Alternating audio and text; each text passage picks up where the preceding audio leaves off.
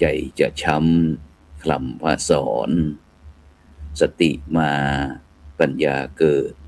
ประเสริฐพรใจคลายร้อนลมเย็นเป็นสุขใจธรรมสวัสดีกับบรรดาท่านผู้ฟังแล้วก็ท่านผู้ชมทุกท่านในเช้าวันนี้เป็นเช้าวันจันทร์ที่8เดือนมิถุนายนพุทธศักราช2569เป็นวันแรม8ค่ำเดือน9เป็นวันพระเป็นวันธรรมสวนะวันแห่งการฟังธรรมซึ่งก็เป็นอีกเช้าหนึ่งที่ก้าวกับผมอัตมาภาพพระครูโสพลปริยัติผู้ช่วยเจ้าอาวาสวัดพระสิงห์วรมหาวิหารอำเภอเมืองเชียงใหม่จังหวัดเชียงใหม่ได้มีโอกาสได้นำนานาสาระธรรมะขององค์พระสัมมาสัมพุทธเจ้ามาเสริมเติมเต็มให้กับพี่น้องพุทธบริษัทซึ่งโดยเฉพาะเรื่องความสุขแล้วก็ความทุกข์ซึ่งความสุขความทุกข์ถ้าถามบรรดาท่านผู้ฟังท่านผู้ชมหลายท่านก็บอกว่าเราอยากจะมีความสุขเสียเหลือเกินหลายท่านหลายคนก็บอกว่าฉันก็อยากจะมีความสุขไม่มีใคร ที่อยากจะมีความทุกข์ฉะนั้นเนี่ยความสุขแล้วก็ความทุกข์เนี่ยมันไม่เที่ยงแท้ทั้งสองสิ่งเข้ามาแล้วก็ออกไปไม่มีอะไรที่จะอยู่กับเราตลอดไปใจเป็นนายกายเป็นบ่าวถ้าใจเราเลือกที่จะปล่อยวางไม่ยึดติดความทุกข์ก็จะทำอะไรเราไม่ได้ใช้สติใช้ปัญญาทุกครั้งที่เราเจอเรื่องแย่ๆให้ใช้สติคิดแก้ไขแล้วใจของเราก็จะกลับมาร่มเย็นเป็นสุขอีกครั้งหนึ่งฉะนั้นเนี่ยบรรดาท่านผู้ฟังทั้งหลายความสุขเป็นคำที่มีความหมายกว้างๆแล้วก็ซับซ้อนแต่ละคนก็อาจจะให้ความหมายของความสุขแตกต่างกันไปซึ่งโดยทั่วไปแล้วเนี่ยบรรดาท่านผู้ฟังทั้งหลายความสุขอาจหมายถึงความรู้สึกสบายใจผ่อนคลายความพึงพอใจความสำเร็จความรักความผูกพันความหมายของชีวิตเป็นต้นฉะนั้นเนี่ยความสุขเป็นสิ่งที่ทุกท่านทุกคนปรารถนาทุกสรรพสัตว์ปรารถนาแต่ไม่ใช่ทุกคนที่จะมีความสุขได้เสมอไปบางครั้งเราอาจรู้สึกเศร้าเหงาผิดหวังหรือว่าทุกข์ทรมานซึ่งสาเหตุของความทุกข์อาจมาจากปัจจัยภายนอกไม่ว่าจะเป็นปัญหาชีวิตโรคภัยไข้เจ็บหรือว่าปัจจัยภายในด้านความคิด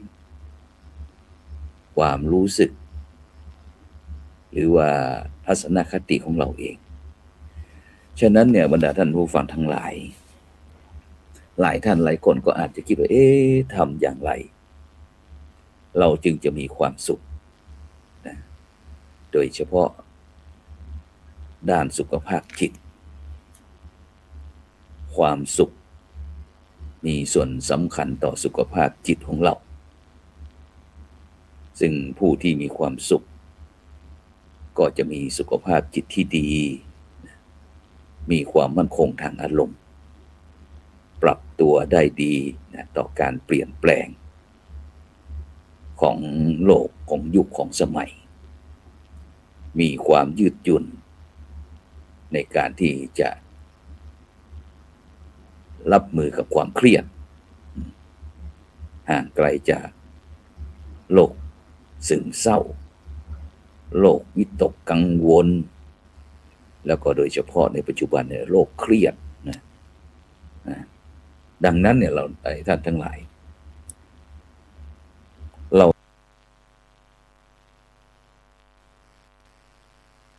ท่านทั้งหลายควรที่จะดูแลสุขภาพจิตของเราให้แข็งแรงอยู่เสมออย่างเช่นการฝึกสมาธิการฝึกสติหรือว่าการหลีกเลี่ยงการเสพสื่อนะที่ก่อให้เกิดความเครียด เป็นต้นนะยิ่งในยุคสมัยนี้สำคัญยิ่งถ้าตื่นเช้าขึ้นมายังไม่ทันลุกจากที่นอนพวกเราก็เสพสื่อแล้วนะเปิดมือถือดูนู่นดูนี่ เสร็จเรียบร้อยก็กระวนกระวายนะได้ยินตรงนั้นได้เห็นตรงนี้ได้เห็นคลิปนั้นเห็นคลิปนี้ชอบใจก็สุขไม่ชอบก็ทุกข์นะทำให้สุขภาพจิตเสื่อมโทรมนี่คือด้านสุขภาพจิตส่วนด้านความสัมพันธ์ความสุขนะสัมพันธ์กับความสัมพันธ์กับคนรอบข้างของเรานะคนที่มีความสัมพันธ์ที่ดีนะกับคนรอบข้างก็จะมีแนวโน้มนะที่จะมีความสุขมากกว่าคนที่มีความสัมพันธ์ไม่ดีดังนั้นเนี่ยบรรดาท่านผู้ฟังทั้งหลายเราท่านทั้งหลายก็ควรที่จะสร้างความสัมพันธ์ที่ดีกับคนรอบข้างเช่นใช้เวลากับคนที่เรารักนะเพราะว่าความรักเนี่ยเป็นพื้นฐานของความสุขการมีความสัมพันธ์ที่ดีกับคนที่เรารักทำให้เรามีความรู้สึกอบอุ่นสบายใจปลอดภัยไร้กังวลนะแล้วก็มีความสุขนะนี่คือด้านความสัมพันธ์ส่วนด้านเป้าหมายในชีวิตคนที่มีเป้าหมายในชีวิตเนี่ยบรรดาท่านผู้ฟังทั้งหลายก็มักจะมีความสุขมากกว่าคนที่ไม่มีเป้าหมายในชีวิตดังนั้นเนี่ยเราท่านทั้งหลายนะควรที่จะตั้งเป้าหมายในชีวิตนะแล้วก็พยายามทำให้บรรลุเป้าหมายนั้นยกตัวอย่างง่ายๆก็คือการตั้งเป้าหมายในการทำงานตั้งเป้าหมายในการเรียนในการศึกษาหรือว่าตั้งเป้าหมายในการช่วยเหลือผู้อื่นเพื่อชีวิตที่มีความหมายการช่วยเหลือผู้อื่นอย่างยกตัวอย่างง่ายๆที่เราท่านทั้งหลายได้รับทราบทางโซเชียลนะก็คือหน่วยกู้ภัยจากประเทศไทยแลนด์ของเรานี่แหละที่ได้ไปช่วยพี่น้องสปป.ลาวที่ล่องแจ้งที่ติดในถ้ำนี่เป็นต้นนะหน่วยที่ได้รับมอบหมายก็มีความสุขนะที่ได้ช่วยเหลือผู้อื่นนะได้มุดดินดำน้ำลอดถ้ำนะเข้าไปว่าคนโดยเฉพาะคนที่ภายในไม่เคยรู้จักไม่เคยเห็นหน้าตาเป็นอย่างไรชื่ออะไรลูกเต้าเหล่าใครแต่ไปเพราะหน้าที่นะที่อยากจะช่วยเหลือผู้อื่น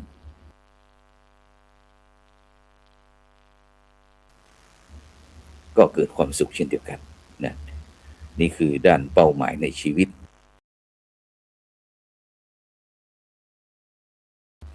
ส่วนด้านสิ่งแวดล้อมนี่ก็สำคัญนะสภาพแวดล้อมรอบตัวเราก็มีส่วนสำคัญต่อความสุขของเราเช่นเดียวกันบรรดาท่านผู้ฟังทั้งหลาย สภาพแวดล้อมที่ดีนะแล้วก็น่าอยู่ก็จะช่วยให้เรามีความสุขมากยิ่งขึ้นดังนั้นเนี่ยเราท่านทั้งหลายเราจะต้องสร้างสภาพแวดล้อมที่ดีโดยเฉพาะไม่ว่าจะเป็นในบ้านที่หลับที่นอนนะตกแต่งให้น่าอยู่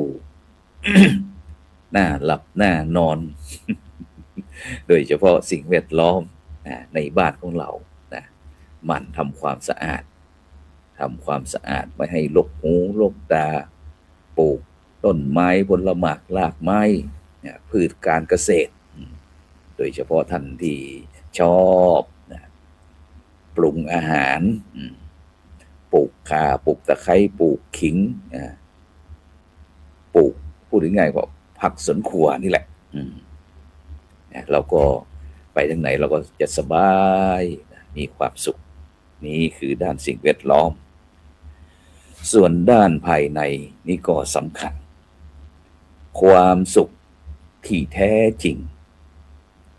ไม่ได้อยู่ในสิ่งที่สิ่งภายนอกแต่อยู่ที่ตัวของเราเองความสุขที่แท้จริงนะเกิดจากความสงบภายในบรรดาท่านผู้ฟังทั้งหลายความสงบภายในนะที่เกิดจากที่เรารู้จักตัวเองเข้าใจตัวเองนะแล้วยอมรับตัวเองนี่สำคัญดังนั้นเราต้องควรฝึกตนเองให้รู้จักตัวเองเข้าใจตัวเองแล้วก็ยอมรับตัวเองยกตัวอย่างง่ายๆก็คือเรื่องการฝึกเจริญสติฝึกการยอมรับเป็นต้นนะว่าแท้จริงแล้วนะมันเป็นเช่นนี้เองฉะนั้นเราควรจะทำในสิ่งที่เรารัก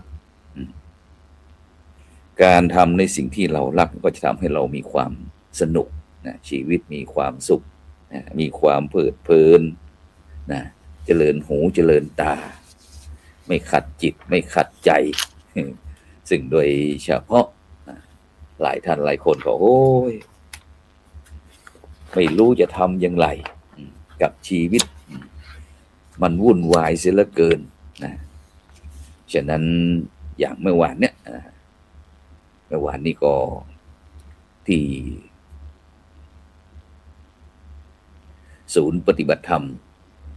ศูนย์เจริญจิตภาวนานะวิปัสสนาจารย์หนเหนือนะหรือว่าภาคเหนือนะที่วัดพระธาตุศรีจอมทองก็ได้มีการเปิดการอบรมพระวิปัสสนาจารย์หนเหนือนะรุ่นที่16นะรุ่นที่16ปีที่16นะที่พระเดชพระคุณหลวงปู่พระพรหมมงคลหลวงปู่ทองสิริมังคโลหรือว่าอาจารย์ทองของเราท่านทั้งหลายเนี่ยนะได้วางรากวางฐานให้พุทธบริษัทนะไม่ว่าทั้งเป็นทั้งชาวไทยและต่างประเทศนะ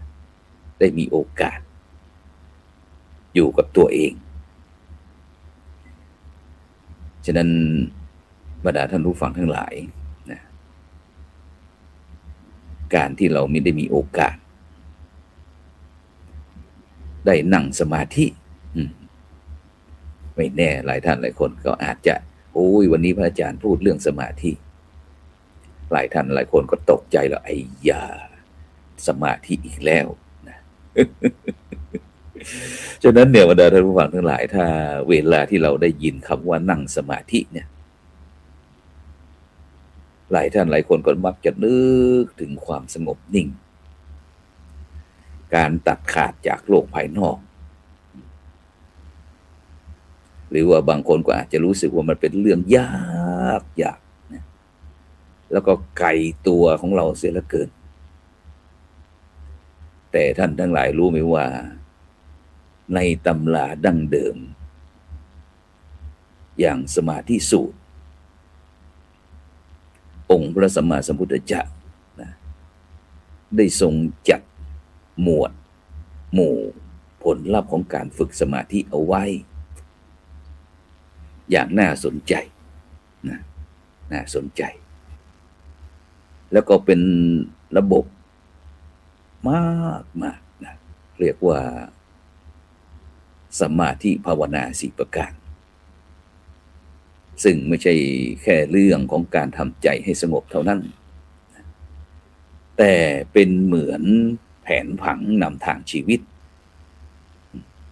ที่ช่วยให้เราออกแบบการฝึกจิตฝึกใจได้ตามเป้าหมายที่เราต้องการตั้งแต่ขั้นเบสิกหรือว่าขั้นพื้นฐานจนไปถึงขั้นสูงสุดฉะนั้นวันนี้ก็เลยอยากจะเชิญชวนท่านทั้งหลายนะลองมาช่วยกันถอดรหัสสมาธิกันดูนะให้เข้าใจง่ายๆนะแล้วก็ลองว่าเราหยิบมาปรับใช้กับชีวิตของเราที่แสนวุ่นวายนะในยุค AI ในยุคโซเชียลได้อย่างไรกันบ้างนะฉะนั้นเนี่ยบรรดาท่านผู้ฟังทั้งหลายการฝึกสมาธิฝึกเพื่อให้เราอยู่เป็นสุขในปัจจุบันนะเริ่มต้นด้วยการตั้งเป้าหมายที่ใกล้ๆตัวเรานะที่สุดในวันที่เรามีแต่เรื่องเครียดนะงานล้นไม้ล้นมือล้นโต๊ะนะหรือว่า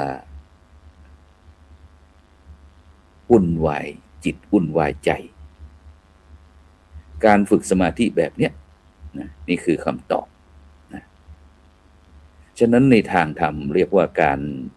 เจริญญาณทั้ง4แต่ถ้าพูดให้เห็นภาพง่ายๆมันก็คือการดึงจิตใจกลับมาอยู่กับเนื้อกับตัวเราหลีกหนีจากสิ่งยั่วยุสิ่งเร้ากิเลสแล้วก็ความคิดด้านลบๆนะชั่วคราวซึ่งเมื่อจิตเริ่มตั้งมั่นนะเป็นหนึ่งเดียวแล้วเนี่ยเราก็จะสัมผัสได้ถึงความอิ่มเอิบใจนะก็คือมีปิติความสบายใจนะก็คือเรื่องความสุขแล้วก็ความสงบนิ่งนะที่ไม่มีอะไรมารบกวนจิตไม่มีอะไรที่จะมารบกวนใจเราเรียกว่าอุเบกขาฉะนั้นเนี่ยบรรดาท่านผู้ฟังทั้งหลายการฝึกแบบเนี้ยเปรียบเสมือนการพาร่างกายและจิตใจของเราเนี่ยไปเข้าสปานะเพื่อที่จะผ่อนคลายแล้วก็ชาร์จแบตเตอรี่ทำให้เรามีพลังบวกพร้อมนะมีความพร้อมนะที่จะไปเผชิญหน้ากับชีวิตประจำวันได้อย่างชื่นใจนะนี่คือการฝึกเพื่ออยู่เป็นสุขในปัจจุบันส่วนฝึกเพื่อความสว่างไสวทางปัญญานะเคลียร์สมองนะความเกิดจากความทุกข์นะฉะนั้นอยากจะถามท่านผู้ฟังทั้งหลายว่าเคยเป็นไทยเคยเป็นใหม่แบบเนี้ยบางวันตื่นมารู้สึกว่าสมองมันตื้อนะคิดอะไรก็ไม่ออกคิดอะไรไม่ออกจิตใจหม่นหมองนะเหมือนมีเมฆหมอกสีเทา คล้ายกับจีนเทาหรือเปล่านะนี่บอกสีเทาปกคลุมนะอยู่ตลอดเวลานะซึ่งสมาธิแบบที่2เนี่ยจะช่วยแก้ปัญหาตรงนี้นะเรียกว่าการเจริญญาณทัศนะนะซึ่งเคล็ดลับของการฝึกข้อนี้ก็คือการทำอโลกสัญญานะก็คือการกำหนด ความสว่างในจิตในใจนะที่ว่าสัญญาการทำใจให้สว่างไสวนะเหมือนกับตอนกลางวันไม่ว่าตอนนั้นจะเป็นกลางคืนก็ตามฉะนั้นถ้าจะให้พูดง่ายๆก็คือแทนที่จะปล่อยให้ใจมันมืดมนดิ่งลงไปกับความง่วงเหงาหาวนอนหรือความหดหู่เราก็ฝึกจิตเพ่งหรือว่าจินตนาการถึงความสว่างไสวเพื่อที่จะปลุกจิตปลุกใจให้ตื่นตัวให้มีความกระปรี้กระเปร่านะพร้อมนะที่จะสูดลมหายใจเข้าออกหายใจเข้าไม่หายใจออกก็มรณะหายใจออกไม่หายใจเข้าก็มรณะเพราะฉะนั้นเนี่ยบรรดาท่านผู้ฟังทั้งหลายนี่คือฝึกเพื่อความสว่างไสวในทางปัญญาสมาธิแบบที่2ส่วนสมาธิแบบที่3ฝึกเพื่อรู้เท่าทันตัวเองนะก็คือการสร้างเกราะป้องกันอารมณ์นะที่มันมีเรื่องราวอะไรต่างๆที่มันจะดราม่าเข้ามาในการดำเนินชีวิตของเราโดยเฉพาะนะป้องกันทัวร์ลงบ้างนี่นะ ฉะนั้นเนี่ยในยุคที่โซเชียลมีเดียหมุนไวนะทุกอย่างเราอารมณ์เราได้ง่ายมากนะฉะนั้นการฝึกข้อเนี้ยสำคัญมากๆก็คือการฝึกสตินะสติสัมปชัญญะนะซึ่งการฝึกตรงนี้ก็คือการหันกลับมาเป็นผู้สังเกตการณ์ดูจิตใจของตัวเอง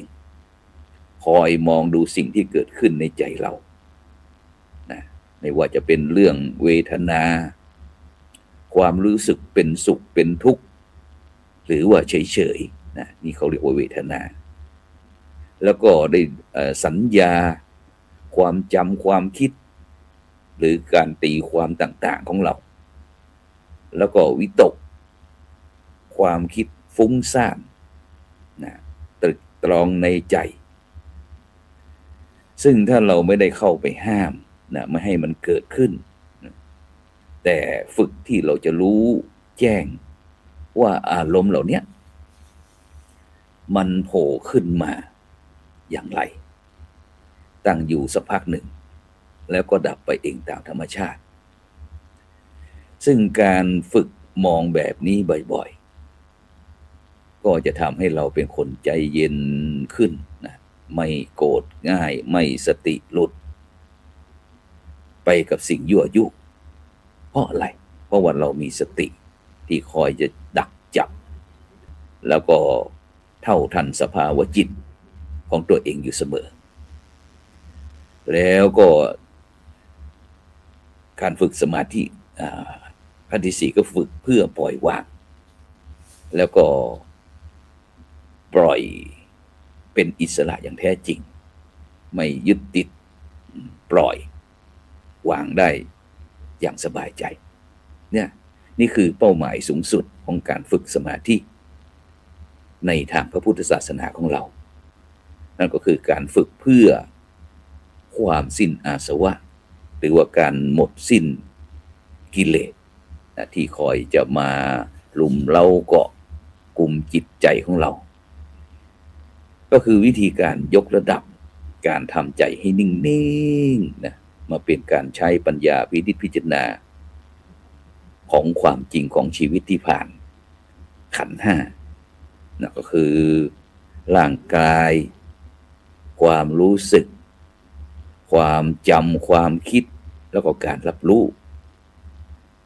ฉะนั้นเนี่ยบรรดาท่านผู้ฟังทั้งหลายก็เลยอยากในใกล้ที่ในวันนี้เป็นวันพระวันธรรมสวรรณะนะวันแห่งการฟังธรรมก็เลยอยากจะเชิญชวนพี่น้องพุทธศาสนิกชนทั้งหลายนะให้มองว่าสมาธิทั้ง4อย่างที่เราได้ข้อ1ถึงข้อ4เนี่ยไม่ใช่เทคนิคการนั่งสมาธินะที่แยกขาดจากกันและก็ไม่ใช่เรื่องของคนที่จะต้องละทิ้งโลกเพื่อไปบวชเท่านั้นแต่มันคือระดับ แล้วก็เป้าหมายของการพัฒนาชีวิตที่เราสามารถเลือกใช้ได้ตามสถานการณ์ในโลกปัจจุบันวันไหนถ้าเราเหนื่อยล้าก็ฝึกความสุขในปัจจุบันก็คือฝึกข้อที่ 1วันไหนสมองที่มันตื้อคิดอะไรไม่ออกบอกอะไรไม่ถูกก็ให้ฝึกให้ใจมันสว่างตามข้อที่ 2วันไหนใจมันวุ่นวายก็ฝึกรู้เท่าทันอารมณ์ข้อที่ 3และเมื่อพร้อมที่จะเติบโตทางด้านจิตวิญญาณก็ให้ฝึกสมาธิข้อที่4ฉะนั้นข้อ1ถึงข้อ4อยากจะให้บรรดาท่านผู้ฟังท่านผู้ชมทั้งหลายได้มีโอกาสฝึกข้อที่1ฝึกเพื่ออยู่เป็นสุขในปัจจุบันข้อที่2ฝึกเพื่อความสว่างไสวทางปัญญาส่วนข้อที่3ฝึกเพื่อรู้เท่าทันตัวเองเพื่อที่จะสร้างเกราะป้องกันในด้านลดทัวร์ลง ในด้านดราม่าทางเฟซทางไลน์ทางกลุ่มแล้วสุดท้ายก็คือฝึกเพื่อข้อที่4ฝึกเพื่อปล่อยวางแล้วก็เป็นอิสรภาพเป็นไทยอย่างแท้จริงฉะนั้นในเช้านี้ก็ได้นำนานาสาระธรรมะขององค์พระสัมมาสัมพุทธเจ้าพร้อมทั้งการฝึกสมาธิ4วิธีมาให้กับบรรดาท่านผู้ฟังท่านผู้ชม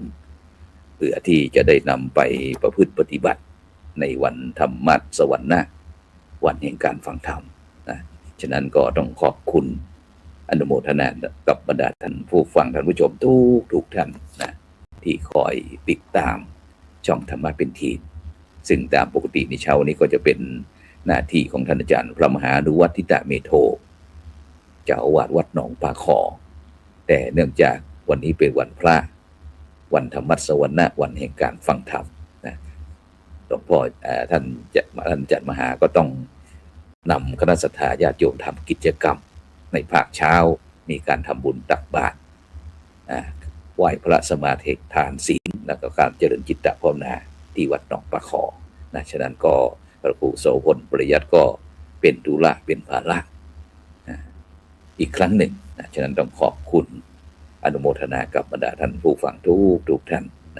ฉะนั้นในเช้านี้ก็เวลาหมดเวลาขอนำรายการธรรมะรับอรุณจากบรรดาท่านผู้ฟังไปก่อนอายุวันโนสุขังพระลัง